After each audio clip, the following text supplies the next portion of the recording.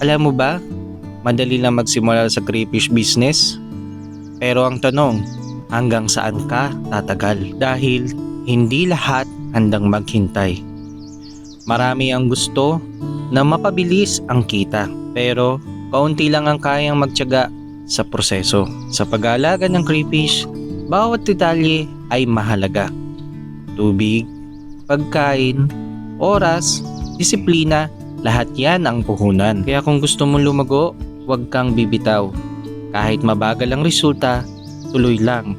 Kasi bawat araw na hindi ka sumusuko, mas lumalapit ka sa tagumpay na pinapangarap mo. Tandaan mo, ang tunay na puhunan hindi lang pera, kung hindi sipag, tiyaga, at paniniwala sa sarili. Kaya kung napapagod ka ngayon, huminga ka lang.